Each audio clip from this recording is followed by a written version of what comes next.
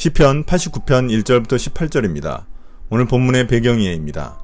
이 시는 52절까지 있는 긴 시로서 찬양시와 제왕시 그리고 탄식시라는 세 가지 형식이 섞여 있는 시인데 일반적으로 다윗 왕에 대한 내용을 다루고 있기에 제왕시로 보고 있습니다.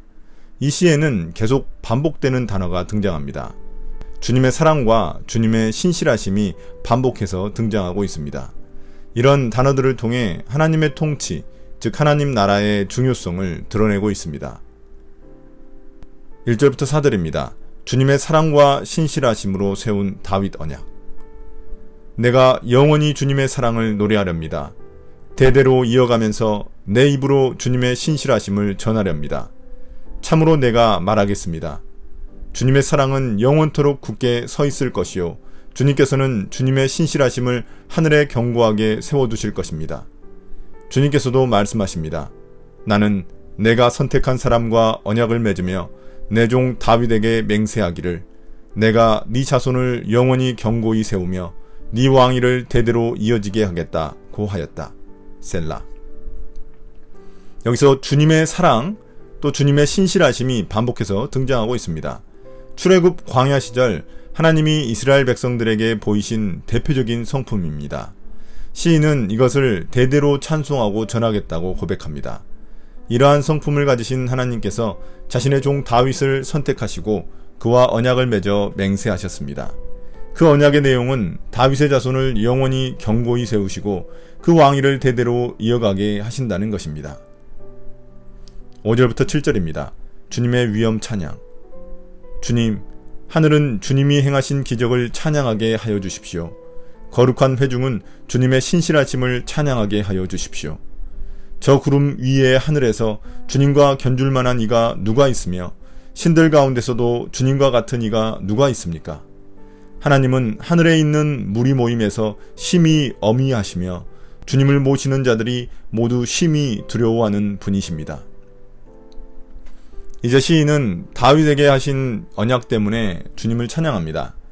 하늘이 주님의 기적을 찬양하며 거룩한 회중이 주님의 신실하심을 찬양합니다. 여기서 주님의 기적이란 주님의 신실하심의 또 다른 표현입니다. 시인은 하늘에서조차 주님과 같은 분은 어디에도 찾아볼 수 없다고 찬양합니다. 그래서 하늘에 있는 무리들, 즉 천사들조차도 주님을 매우 두려워합니다. 8절부터 13절입니다. 주님의 다스리심에 대한 찬양. 주 만군의 하나님, 누가 주님 같은 용사이겠습니까? 오 주님, 주님의 신실하심이 주님을 둘러싸고 있습니다. 주님은 소용돌이치는 바다를 다스리시며 뛰노는 파도도 진정시키십니다. 주님은 라합을 격파하여 죽이시고 주님의 원수들을 주님의 강한 팔로 흩으셨습니다. 하늘은 주님의 것, 땅도 주님의 것, 세계와 그 안에 가득한 모든 것이 모두 주님께서 기초를 놓으신 것입니다.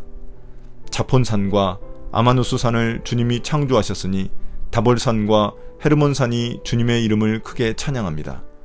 주님의 팔에 능력이 있으며 주님의 손에는 힘이 있으며 주님의 오른손은 높이 들렸습니다.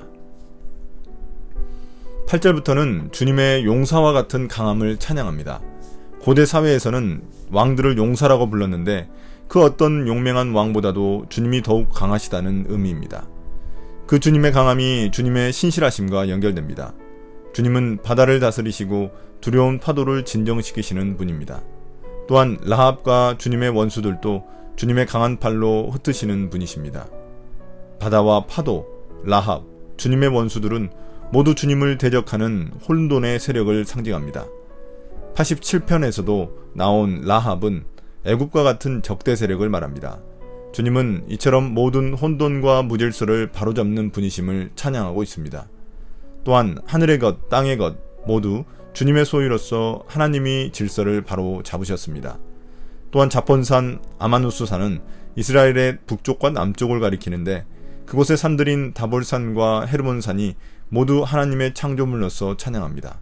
다볼산은 이스라엘 골짜기에 위치해 있으며 헤르몬산은 북쪽 국경지대에 있는데 모두 하나님의 위대하심을 보여주는 피조물들입니다. 이처럼 주님의 능력이 주님의 팔과 손에 있으며 주님의 오른손은 높이 들렸습니다. 이는 주님의 창조하신 손으로 세상을 다스리시는 위대한 능력을 묘사하는 표현입니다. 14절부터 18절입니다. 주님의 정의와 공정, 사랑과 신실하심 찬양. 정의와 공정이 주님의 보좌를 받들고 사랑과 신실이 주님을 시중들며 앞장서갑니다. 축제의 함성을 외칠 줄 아는 백성은 복이 있습니다. 주님, 그들은 주님의 빛나는 얼굴에서 나오는 은총으로 살아갈 것입니다.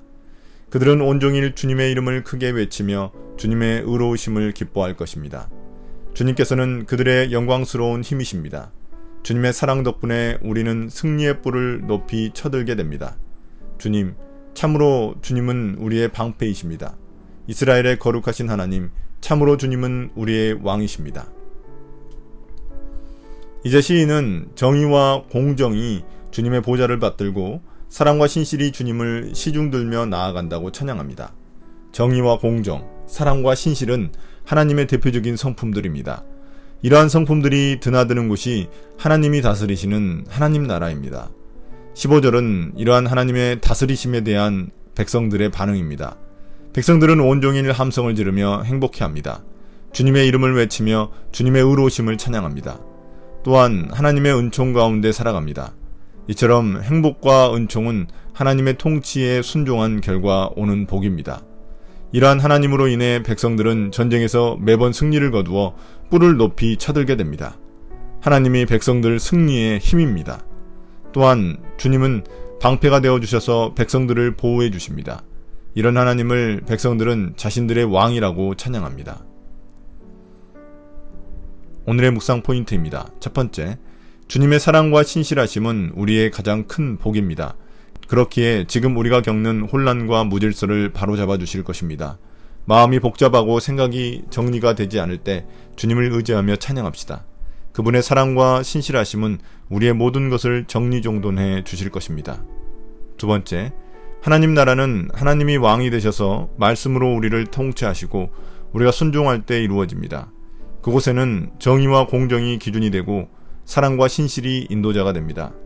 그 하나님 나라를 예수님이 십자가에서 죽으시고 부활하셔서 이 땅에서 시작하셨습니다. 이제 우리가 반응할 것은 믿음으로 말씀에 순종하는 일입니다. 오늘의 기도입니다. 주님, 주님의 사랑과 신실하심을 찬양하겠습니다. 내 삶에 은총을 베풀어 주신 그 은혜를 기억하며 하나님이 다스리시는 하나님 나라가 내 삶에서 실현되기를 소망합니다. 예수님 이름으로 기도드립니다. 아멘.